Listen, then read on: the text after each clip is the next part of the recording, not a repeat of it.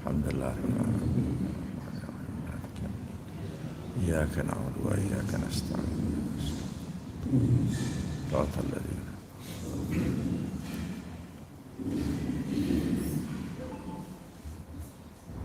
berikutnya kita usulkan sepertinya kepada Ustaz Dr. Muslim untuk menyampaikan di sana. Terima kasih. Bismillahirrahmanirrahim. Assalamualaikum warahmatullahi wabarakatuh. Alhamdulillah wassalatu wassalamu ala Rasulillah la nabiyya ba'dah, amma ba'du. Alhamdulillah, segala puji dan syukur pada Allah Subhanahu wa taala. Salawat dan salam kepada Nabi kita Nabi Muhammad sallallahu alaihi wasallam, juga kepada keluarga beliau, para sahabat, para tabi'in, dan segenap umat Nabi Muhammad sallallahu alaihi wasallam. Bapak Ibu Saudara jamaah pengajian rutin Masjid Nurul Iman rahimakumullah. Materi kajian kita yaitu tentang akidah tauhid, yaitu tentang masalah keimanan, dan kita masih membahas tentang tauhid, yaitu mengesahkan Allah Subhanahu wa taala. Di mana itu akidah tauhid?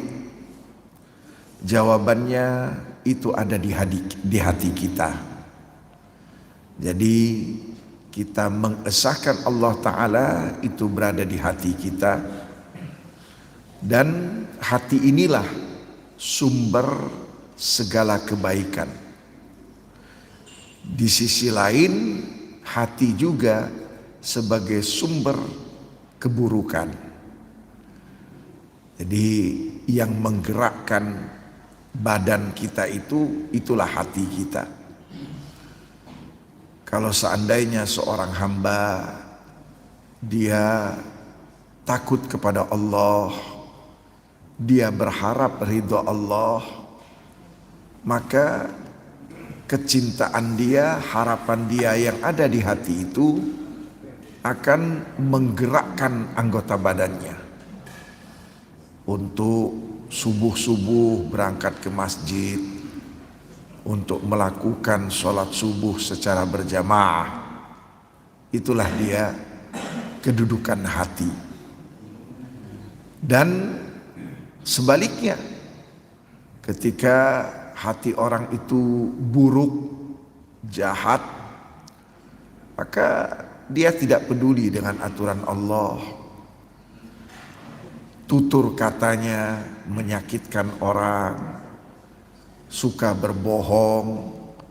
Siapa yang menggerakkan atau apa yang menggerakkan semua itu? Jawabannya adalah hati.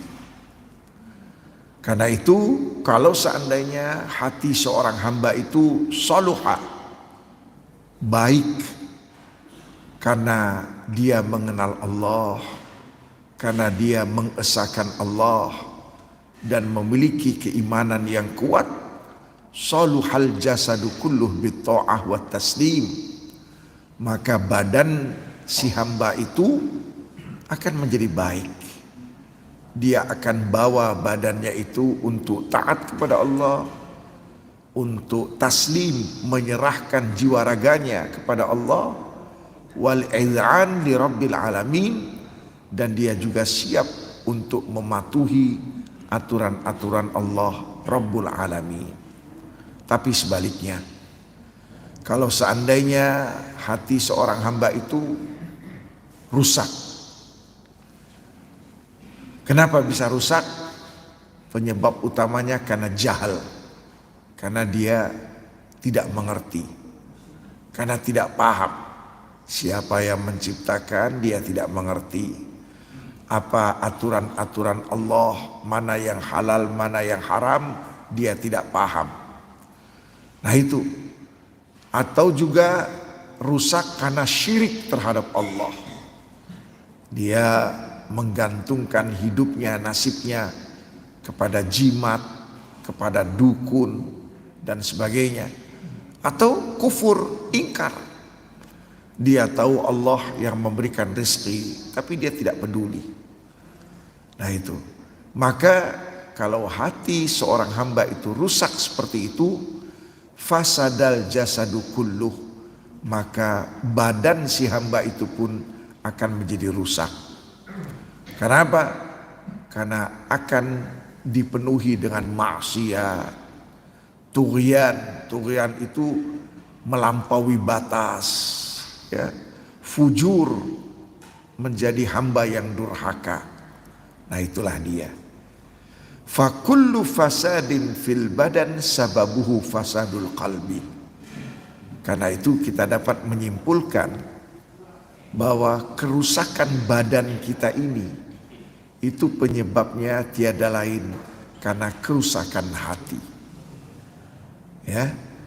Wa kullu naqsin fil kharij sababuhu an-naqsu fid dakhil. Ada kekurangan-kekurangan yang bersifat zohir, terlihat, itu penyebabnya karena ada kekurangan di hati. Wa sakullu fasadin fil ummah sababuhu fasadul insan.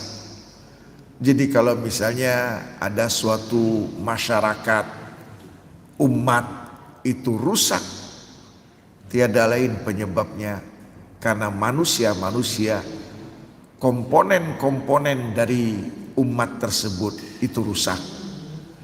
Wa kullu fasadin fil insan sababuhu fasadul qalbi.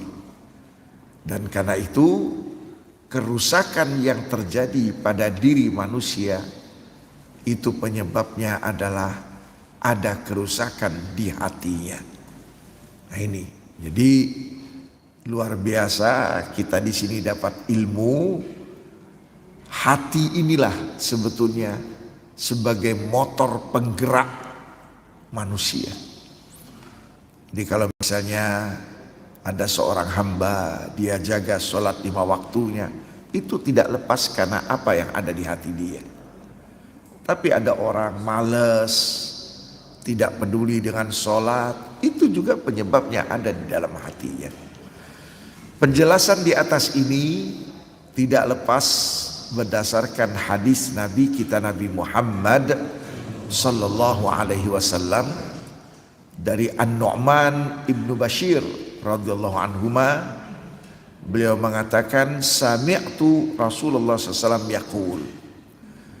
Kata An-Nu'man, saya pernah mendengar Rasulullah bersabda, innal halala bayyin.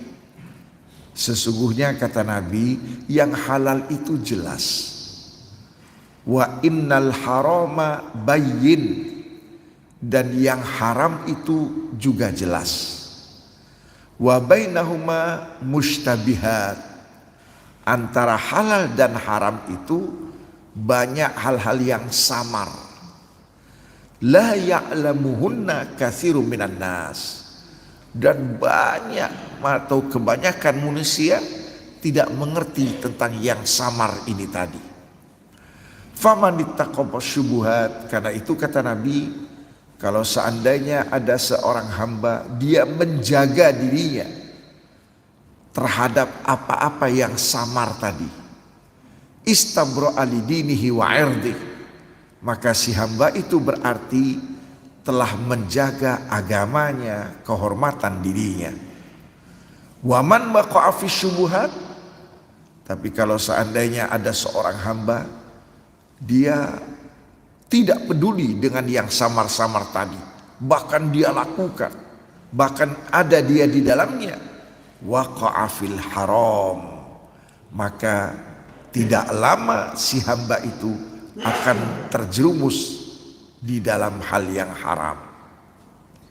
Karra'i yar'a haulal hima. Seperti kata Nabi, seorang pengembala. Dia membawa hewan-hewannya haulal hima, di dekat perbatasan yang dilarang. Misalnya lah, kalau sejauh-jauh lah, dia melihara hewan Sebut saja misalnya di tempat pemukiman. Udah. Yushiku ayyar ta'afi. Maka coba lihat. Mau nggak mau si hewannya itu begitu dia meleng dikit, udah. Rumput-rumput, apalagi coba tanaman-tanaman yang kadang-kadang mahal-mahal dimakan sama si hewan itu. Nah itu. Ala wa inna likulli malikin hima. Ketahuilah kata Nabi, yang namanya seorang raja itu dia punya batasannya. Jadi kadang-kadang kan nggak sembarangan. Sebut saja misalnya presiden, dia punya istana. Nah, istana itu nggak boleh sembarangan orang bisa masuk. Nah itu. Jadi kalau seandainya ada seseorang bermain-main, misalnya kan, sebut saja di depan pagar istana, udah main bola lagi. Udah. Gak lama bolanya bisa aja masuk ke dalam istana. Akhirnya apa? Dia melanggar. Alasannya mau ngambil bola kan. Padahal dia melanggar itu. Nah itulah dia. Ala wa inna himallahi maharimu. Ketahuilah kata Nabi, yang namanya batasan, larangan-larangan yang ada pada Allah, itulah dia larangan-larangannya. Jadi kalau kita umpamakan, katakanlah ini sebuah istana, maka bagi Allah larangan-larangan itu apa-apa yang Allah haramkan. Jadi apa-apa yang Allah haramkan itu, itulah dia berupa larangan-larangannya. Ala wa inna fil jasad mudghah, kata Nabi. Ketahuilah bahwa di dalam diri kita manusia itu terdapat mudghah, segumpal daging. Idza saluhat, kalau dia baik, salahal jasadu kullu, maka jasadnya akan baik. Wa idza fasadat, tapi kalau segumpal daging tadi itu rusak, fasadal jasadu kullu, maka jasad hamba itu akan rusak semuanya. Ala wahyal qalb. Ketahuilah itu dia kata Nabi yang namanya kalbu, hati. Hadis muttafaqun alaih. Jadi jelas dan tegas sekali. Hadis ini meminta kepada kita, kalau bahasa sederhananya, jangan main api kalau kita nggak mau terbakar. Nah itu. Maka kita tidak mau membakarkan diri kita. Tetapi kalau kita gawenya main api, kayak yang kejadian kemarin ya, tahun baru yang meledak di tangan. Ya Allah, wakil ya, Bengkulu ya. Coba. Yang kita agak prihatin itu begini, pemerintah sudah melarang, ya. Kadang-kadang penegakan hukum, disita dan sebagainya. Di satu sisi bagian dari pemerintah main api coba. Makanya ya nggak ada yang komentar kasihan ya, nggak ada. Kenapa? Ya itu tadi, bermain-main dengan sesuatu yang dilarang. Ini contoh sederhana. Akhirnya apa yang terjadi? Itulah dia. Apalagi contoh misalnya bermain selfie-selfian coba akhir-akhir ini. Selfie di pinggir jurang. Udah. Jadi lupa. Itulah dia. Dan banyak lagi contoh-contoh hal yang lain. Ada lagi yang na'udzubillah kadang-kadang karena mau dapat konten itu selfie-nya apa? Di kereta. Akhirnya na'udzubillah ketabrak. Ada lagi selfie sengaja nunggu truk bus. Ini. Jadi siapa yang salah? Nggak ada yang memprihatinkan, malah disyukurin. Ini dalam kehidupan nyata kita ini. Dalam kehidupan kita nyata seperti itu. Nah, hal yang sama dalam masalah agama kita. Nabi tadi sudah mengatakan yang halal jelas, yang haram jelas. Tetapi ada hal-hal yang ternyata masih samar-samar. Nah, di sini nih. Tadi malam saya nonton berita itu, wakil wakil bupati atau wali kota apa, yang joget-joget. Bupati ya. Apa? Tegal. Iya. Udah gitu biduannya yang salah sebetulnya biduannya itu. Kenapa cantik pula dia itu. Minum dulu ya Bu ya.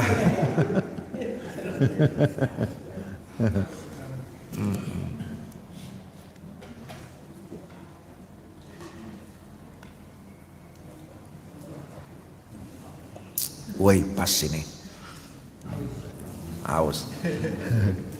Nah itulah dia kasus yang lagi hangat, yang di mana, di Pandeglang ya, ada yang Qoriah itu nyawer, ya Allah, aduh benar-benar. Jadi artinya apa? Itulah dia.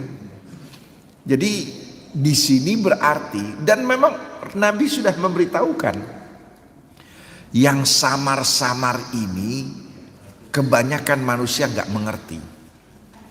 Dia tidak paham bahwa itu berbahaya dan akan menjadikan dia terjerumus ke dalam apa yang diharamkan Allah. Banyak. Dan di samar-samar inilah setan iblis itu menggoda kita. Ya banyak contoh, misalnya dipasang investasi syariah. Nah, loh. Iya coba. Bagi orang yang tidak mengerti, dia hanya tahu kulit-kulitnya aja. Woi syariah. Nah itu kan udah akhirnya tertipu, dan banyak lagi contoh-contoh yang lain. Nah, karena itu luar biasa. Di sini Nabi kita, Nabi Muhammad sallallahu alaihi wasallam meminta kepada kita, yang kita hindari, yang kita jauhi, ternyata bukan hanya yang haram, tetapi yang MJ, yang masih jelas, yang masih samar-samar, itu juga wajib untuk kita menghindarinya. Iya, bukan minuman keras saja yang kita wajib kita jauhi. Tempat-tempat di sana disuguhkan minuman keras, jangan mendekat. Bukan perzinaannya saja yang kita jauhi, tetapi hal-hal yang dapat menggiring kita untuk terjadi perzinaan juga harus kita hindari. Ini dalam berteman pun sama, ya, karena hal-hal yang seperti ini tadi sudah dicontohkan sama Nabi. Udah tidak lama itu hewan-hewan ternak ya tadi peliharaannya itu akan memakan apa. Dulu di tempat kami itu ada di Wai Halim Permai, dulu itu masih banyak bukan hutan apa, rumput-rumput, rumah masih jarang. Jadi ada yang melihara kambing, Pak. Melihara kambing. Nah itu. Waktu masih masih kosong rumah-rumah, ya masih banyaklah dia cari makanan di mana-mana. Nah, terus saya ingat benar apa Bu, heporbia ya, yang tanaman yang mahal itu dulu itu, yang ada duri itu. Alangkah doyannya kambing sama heporbia itu, coba. Saya ingat waktu itu. Akhirnya apa? Sama masyarakat disumpahin. Nah itu. Terus yang enteng ya, yang punya kambing itu bilang begini, udah sibuk biarin aja dia kasih makan. Nanti kalau waktu Idul Adha, waktu nanti saya berkorban, nanti saya bagi ibu dagingnya. Pas dagingnya paling gak setengah kilo, heperbianya ini bisa 5 kilo. Ya zaman dulu itu kan masih. Nah hal-hal yang seperti itu Kenapa? Karena yang meliharanya itu tidak selalu dekat dengan hewan peliharaannya itu. Nah itu. Jadi inilah dia hal-hal yang perlu kita waspadai. Jangan sampai hal-hal yang syubhat kita ada di dalamnya. Jadi kita harus gunakan akal sehat kita. Kita harus gunakan ilmu pengetahuan kita untuk jangan sampai kita menjadi korban. Banyak Bapak Ibu. Dan memang sekali lagi tadi sudah diberitahukan oleh Nabi, ala wa inna katsiran minan nas la ya'lamu. Ketahuilah kata Nabi, kebanyakan manusia itu tidak mengerti hal yang samar-samar tadi. Nah, itu. Baik. Nah, bagaimana cara kita menjaga akidah tauhid kita? At-tauhid kal jauharah. Ketika kita itu mengesahkan Allah Subhanahu wa taala, maka akidah tauhid itu tak ubahnya seperti jauharah, diamond. Diamond itu apa? Berlian ya. Nah itu. Berlian yang harus kita jaga, yang harus kita pelihara. Nah itu. Mana ada orang punya berlian ditaruh sembarangan. Pasti ditaruh tempat yang bagaimanalah sangat terpelihara. Udah dalam kotak, kotaknya masukin dalam lemari, lemarinya juga dalam laci, lacinya bergembok pula. Itu dia. Inilah dia perumpamaan akidah tauhid itu harus kita pelihara. Dari apa? Dari 3 hal. Pertama, minan nafs, yaitu kita harus jaga dari nafsu kita. Yang kedua, minal hawa, hawa. Nah itu, hawa nafsu, udah lengkap itu. Yang ketiga dari setan. Nah itu, mengapa? Karena tauhid mengesahkan Allah itu adalah merupakan sesuatu yang paling berharga, sesuatu yang paling bernilai yang ada di gudang-gudangnya Allah Subhanahu wa taala.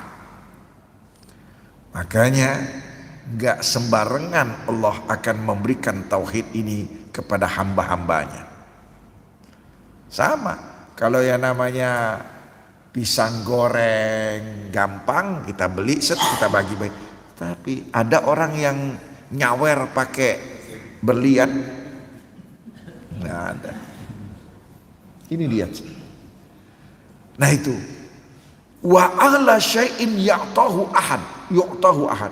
Dan akidah tauhid ini adalah sesuatu yang paling mahal yang Allah berikan kepada hambanya. Yu'tihillah ma ya'lam. Maka akidah tauhid ini akan Allah berikan kepada yang Allah Maha tahu bahwa si hamba ini berhak untuk mendapatkannya. Tapi sebaliknya, Allah tidak akan memberi itu tauhid kepada yang Allah tahu bahwa si hamba itu tidak pantas untuk memilikinya. Wallahu azza wa jalla wahada nafsah. Kenapa? Karena dalam akidah tauhid itu disitulah Allah mengesahkan zatnya, mengesahkan nama-nama, sifat-sifat dan perbuatan-perbuatannya. La syarikalah, bahwa Allah dalam zatnya, sifatnya, nama-namanya, perbuatan-perbuatannya tidak ada yang menyekutukan, tidak ada yang menyerupai, ya. Wala khaliqa illa huwa, dan tidak ada yang menciptakan alam semesta ini kecuali hanya Dia Allah.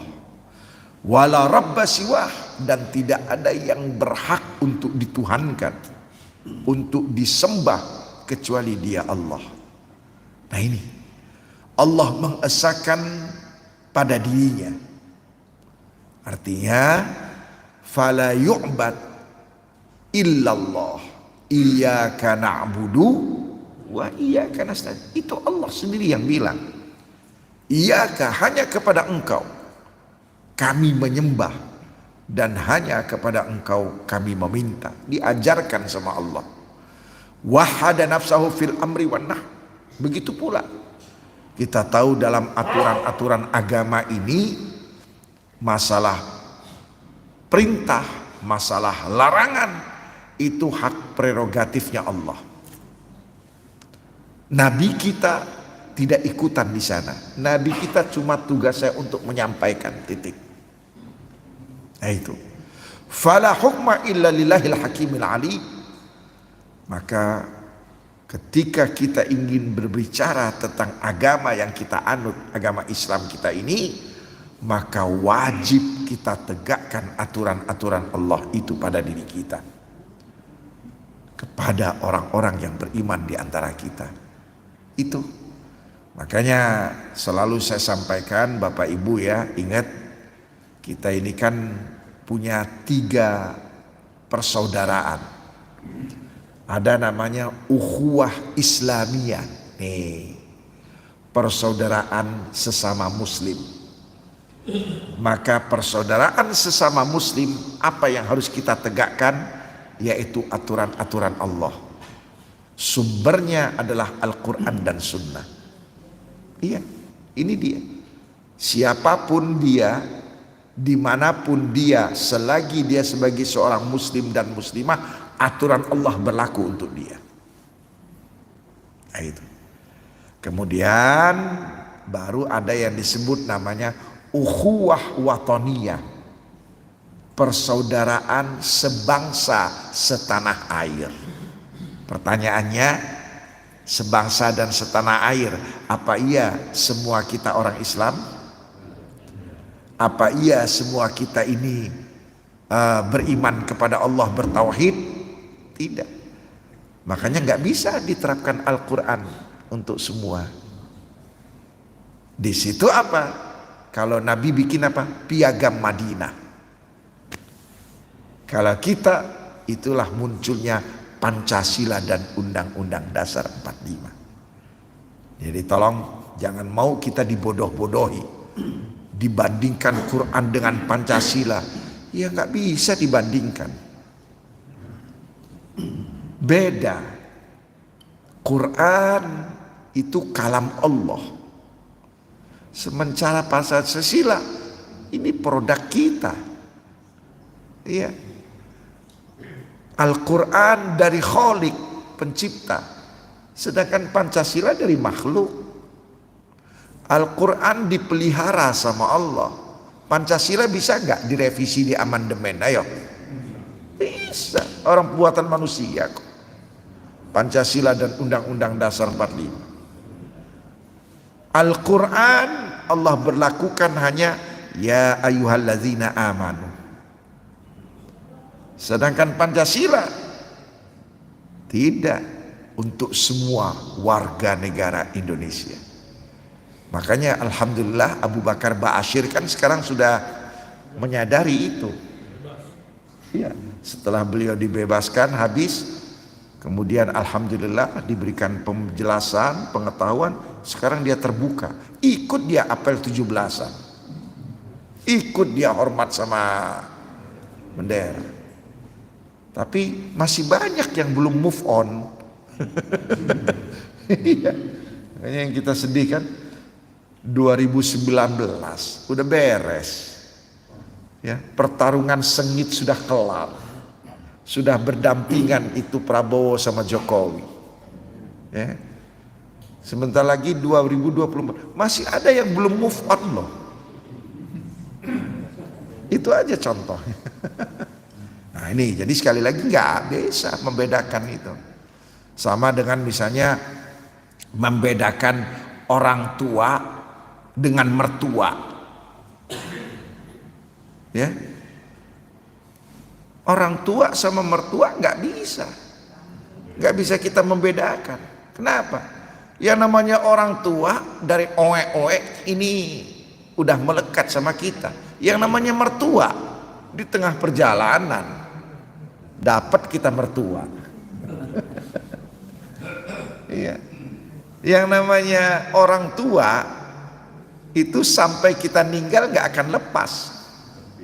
Tapi yang namanya mertua, kalau terjadi pegat, mantan mertua. Makanya saya kadang-kadang agak prihatin loh. Kadang-kadang kita ini suka berlebihan. Kini kalian sudah memiliki 4 orang tua. Mapas. Ya namanya orang tua, dia berhak untuk mendapatkan warisan. Kalau orang tua ninggal, si anaknya dapat. Kalau anaknya ninggal, orang tua ini. Bagaimana dengan mertua? Ayo, dapat nggak warisan? Jadi udah lagi lah. Cuma kadang banyak kita ini kadang-kadang sama membandingkan orang tua sama suami. Iya kan? Kini sudah selesai tugas orang tua. Nah itu, karena itu apa? Sepenuhnya sekarang sudah ditanggung oleh si suami. Enak aja. Ini yang akhirnya apa? Jadi renggang hubungan. Padahal na'udzubillah min dzalik. Tidak bisa. Yang namanya orang tua ini, baik kita masih single maupun kita sudah berkeluarga, tidak ada yang bisa menggesernya. Iya. Makanya kan tidak sedikit anaknya nggak sholat misalnya. Wah, udah bukan tanggung jawab saya, udah tanggung jawab suaminya. Enak aja, nggak ada itu. Ini perlu diluruskan. Rasulullah SAW walaupun Fatimah sudah berkeluarga, tetap. Nah itu, jadi jangan salah gara-gara ucapan-ucapan. Bagi orang awam, dia salah nangkep. Makanya muncul yang kisah ada anak sampai orang tuanya sakit nggak mau dibesuk gara-gara dilarang sama suaminya nggak boleh keluar rumah. Kalau saya yakin itu dongeng itu ngajarin kita supaya taat sama suami, kurang ajar sama orang tua. Iya. Dan yang nyampein juga ustadz. Saya lacak itu, mana sumbernya itu. Iya, tapi ustadz, kami ini udah denger, udah di mana juga udah paham. Ya sama, ya namanya orang melanggar lampu merah itu dari zaman bahela. Iya. Pertanyaannya apa? Iya. Karena banyak pada melanggar lampu merah, kita ikut-ikutan di sana. Ya tetap salah kita. Nah itu, jadi tidak ada itu yang namanya tanggung jawab anak kepada orang tua kepada anak, itu tidak pernah luntur. Ya, kewajiban kita, orang tua itu wajib memberikan nafkah. Si anak juga wajib memberikan nafkah kepada orang tua. Nah itu ya. Baik, kita lanjutkan lagi. Nah itulah dia Allah. Allah juga mengesahkan zatnya bahwa Allah lah yang memiliki segala-galanya, bahwa Allah yang mengatur. Dan akidah tauhid inilah materi pertama dan utama yang didakwahkan oleh para nabi dan para rasul. Dari nabi pertama sampai nabi yang terakhir, yaitu nabi kita Nabi Muhammad sallallahu alaihi wasallam. Termasuk juga ibadah. Pada saat kita ingin beribadah, maka itu hanya diperuntukkan kepada Allah. Iyyaka na'budu. Nah itu dia. Nah kemudian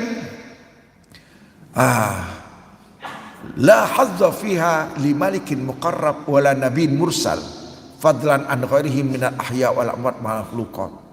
Dan yang namanya ibadah ini tidak bisa kita berikan kepada siapapun, bahkan kepada makhluk-makhluk yang dicintai Allah, makhluk-makhluk yang dekat kepada Allah nggak boleh. Misalnya ibadah doa, kan wa iyyaka nasta'in, yang pernah saya ingatkan, jangan sampai kita berdoa lalu kita syirik. Ya Allah ya Rasulullah, sembuhkan orang tua saya. Nah, tanpa sadar nih. Ya Allah ya Rasulullah, sejak kapan Rasulullah bisa nyembuhin? Ini kejebak. Demi Allah, demi Rasulullah. Nah loh, bersumpah Padahal kita diperintahkan nggak boleh bersumpah kecuali harus dengan nama Allah. Ini nyebut-nyebut Rasul. Dan banyak. Ayo pertanyaannya, banyak nggak yang melakukan seperti itu? Coba. Terima kasih ya Rasulullah. Memang engkau telah memberitahukan bahwa banyak hal-hal yang samar-samar itu yang mereka tidak paham, tidak mengerti, bahwa mereka telah terjebak melakukan hal-hal yang syirik. Nah itu. Wat tauhid kal mir'ah anna syai'in yu'assiru fihi yakhdashu wa yanqusu. Dan tauhid ini diumpamakan seperti cermin. Cermin itu apa? Harus terjaga, harus terpelihara. Kalau seandainya kita tidak jaga, kita tidak pelihara, bisa kegeret, kesenggol, bisa pecah. Ya. Fahuwa yadkhulu fin niyat wal iradat wal aqwal afal. Karena itu yang namanya tauhid ini begitu sensitifnya. Kayak kaca, coba kaca cermin. Kita taruh posisi di mana ya kira ya aman. Jangan sampai bisa terjangkau sama anak-anak. Jangan sampai kita pasang kaca cermin di tempat orang main bola. Itu posisi yang betul-betul terjaga. Nah itu kenapa? Karena begitu sensitifnya, begitu pekanya masalah akidah tauhid ini, karena akidah tauhid inilah yang berperan untuk diterima atau tidak diterimanya amal kebaikan dan ibadah kita kepada Allah Ta'ala. Iya. Jadi ketika kita berniat, sama nih, apapun kita niat ingin melakukan, apakah murni lillahi ta'ala ataukah tidak? Kalau murni lillahi ta'ala, diterima sama Allah. Akwal, ucapan kita, apakah ucapan kita murni karena Allah? Diterima. Perbuatan kita. Jadi semua ini. Makanya faman abadallaha lailan wa nahara tsumma da'a nabiyan awaliyan qabli. Maka kalau seandainya ada seorang hamba nih, dia beribadah kepada Allah siang malam, tapi si hamba ini ada kelemahannya. Kelemahannya apa? Itu tadi. Dia ketika meminta berdoa, minta sama yang udah dikubur. Datang ziarah ke kubur, wahai apa namanya di Banten ini apa, Hasanuddin ya, wahai Syekh Hasanuddin, bantulah saya. Nah ini yang kadang-kadang menjadikan akhirnya apa, sadar atau tidak sadar dia telah menduakan Allah. Di satu sisi usolli fardhu subhi rakaataini lillahi ta'ala. Nah, itu. Jadi di satu sisi dia sholatnya lillahi ta'ala, tetapi begitu dia berdoa, nah udah nggak lillah, tetapi udah bercabang. Nah hal-hal yang seperti ini maka diluruskan oleh Allah. Coba lihat dalam surat Al-Jin ayat 18. Wa annal masajida lillah, dan sesungguhnya masjid-masjid itu lillah. Itu betul-betul ditegakkan, dibuat semata-mata karena Allah. Fala tad'u ma'allahi ahada, maka janganlah kalian berdoa kepada selain Allah juga kepada Allah. Jadi jangan sampai berdoa kepada Allah lalu berdoa juga minta kepada yang lainnya. Nah ini, dan banyak lagi contoh-contoh hal. Coba lihat yang sering kita baca. Qul inna salati, sesungguhnya salatku, wa nusuki, dan ibadahku, kurbanku, wa mahyaya, hidupku, wa mamati, matiku, lillahi rabbil alamin. Itu semata-mata karena Allah, Tuhan sekalian alam. La syarikalah, tidak ada sekutu baginya. Ini perkataan Nabi Ibrahim ini.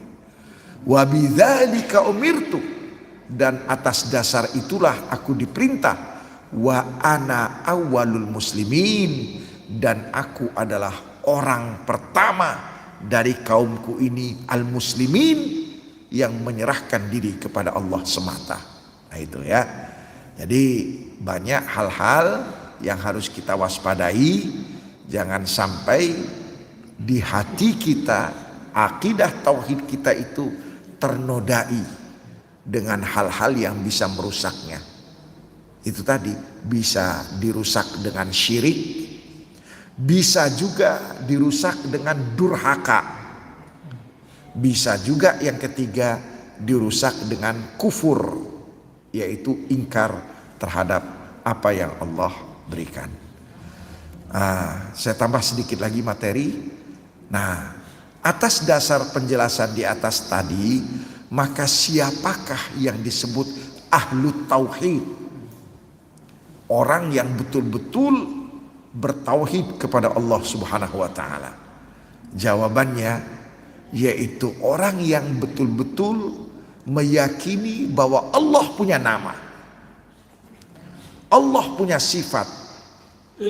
Nama dan sifat bagi Allah itu tiada duanya, dan Allah lah satu-satunya yang berhak untuk disembah. Allah menciptakan alam semesta ini, kemudian menciptakan kita sebagai hamba-hambanya, termasuk juga apa yang muncul dari kita. Jadi kayak kita ini, hari Sabtu kita bisa berkumpul di rumah Allah ini, yang menggerakkan itu adalah ciptaan Allah juga. Dan Allah yang memberikan taufik. Taufik itu artinya apa? Allah sesuaikan dengan apa yang Allah inginkan, itu namanya taufik.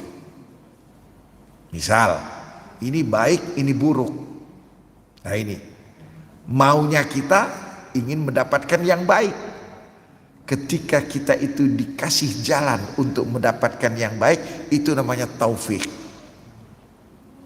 Nah itu makanya taufik wal hidayah. Kalau taufik itu artinya kita dikasih jalan. Inilah apa kayak apa kalau map lah, map ini Google ya. Nah itu Google Map itu dia. Jadi kita itu dikasih Google Map. Nah itu mau menuju tujuan yang benar ini. Kalau hidayah itu kita dibimbing. Gitu. Jadi ada orang dia sudah dikasih map, tapi dia malah nggak mau peduli. Ya udah, ujungnya kesasar juga. Nah itu, ada orang udah dikasih taufik. Maksudnya taufik apa? Dikasih lingkungan, udah lingkungan yang baik-baik. Udah gitu sekolahnya juga sekolah yang baik. Taufik. Tapi dia tidak peduli, nggak dapat guide untuk mendapatkan yang baik itu. Itu namanya hidayah. Jadi taufik wal hidayah itu dua hal yang tidak bisa dilepas atau dipisah. Nah itu. Begitu juga ada seorang hamba, summa qabila minhu, Allah kasih taufik untuk dia bertaubat, Allah kasih taufik dia untuk berbuat amal soleh, amal baik dan sebagainya. Maka semua itu sekali lagi itu adanya dari Allah Ta'ala. Fama sya'allah kan, apa yang Allah kehendaki pasti terjadi, dan apa yang Allah tidak kehendaki tidak akan terjadi. Dengan kata lain, segala sesuatu itu bisa terjadi berdasarkan izin dan kehendak Allah Subhanahu wa taala. Nah, karena itu bagi kita Bapak Ibu Saudara sebagai seorang muslim dan muslimah harus mengetahui dua hal. Satu, dia wajib mengetahui bahwa hanya Allah semata zat yang menciptakan segala-galanya, yang mengatur, yang memberikan hidayah atau tidak. Ini satu. Yang kedua, anna dzalika waqa'a min ala wajhil hikmah. Dan apapun yang terjadi, ya, apa yang telah Allah kehendaki itu pasti ada hikmah di baliknya dan ada keadilan. La bil ittifaq, bukan sekedar hukum alam. Ya, kita kan sudah misalnya meninggal dunia, emang udah waktunya. Tidak, bukan hanya itu. Kematian seseorang, Allah berikan ada yang umurnya pendek, sedang, panjang. Ini pasti ada hikmah di balik semua itu. Dan ada keadilan Allah di balik semua itu. Nah ini, jadi dua hal ini yang wajib untuk kita yakini. Saya ulangi, pertama wajib kita mengetahui siapa itu Allah. La ilaha illallah. Yang kedua, karena kita tadi yang pertama sudah meyakini segala sesuatu Allah yang mengatur, maka yang kedua wajib kita husnuzon kepada Allah. Karena apapun yang terjadi itu tidak sia-sia begitu saja, ada hikmahnya. Saya memberikan contoh sederhana saja. Kenapa orang Islam itu selalu diterpa dengan ujian, ya? Bahkan semakin hamba itu dekat dengan Allah, semakin berat ujiannya. Salah satu tujuannya apa? Supaya dia tidak kerasan untuk hidup lama-lama di atas muka bumi ini. Iya. Sebab kalau semuanya bergelimang dengan kenikmatan, pasti dia takut untuk menghadapi kematian. Makanya semakin tua, cobalah kalau lagi muda-muda gagah-gagah, ya Allah jangan dulu mati ya Allah. Iya. Tapi kalau udah sakit semua di badan, ya Allah saya siap ya Allah. Nah kan beda dia. Itu jadi ada hikmah. Coba kalau misalnya sampai tua sehat terus, nggak siap dia menghadapi kematian. Kalau udah umur 80-90, itu kalau udah ngobrol sama Pak Kiai Arik Mahya, beliau itu udah 97, udah mau 98. Nah itu, beliau kalaupun memang sudah waktunya, saya siap ya Allah. Nah, berubah. Dulu mau ya Allah, panjangkan umur. Jadi itulah dia yang namanya manusia. Nah itu, kalau enggak kan ketakutan, segala macam cara, kasak kusuk, bagaimana cara mempertahankan hidup ini. Nah jadi ternyata sakit, banyak cobaan, ternyata ada hikmah di baliknya. Iya. Sama coba, lupa, ibu-ibu lupa. Coba kalau misalnya kita ini nggak lupa, selalu ingat, udah yang duda nggak mau kawin lagi, ingat terus dia. Yang janda juga nggak mau nikah lagi, kenapa? Ingat terus. Tapi dengan adanya lupa, terima kasih ya Allah, dia akan segera move on. Jadi lupa itu yang di satu sisi ternyata tidak baik, ternyata ada hikmah di balik itu tadi. Saya rasa demikian. Wallahu a'lam bissawab. Jazakumullah, terima kasih Ustaz Dr. Bukhari Muslim. Berikutnya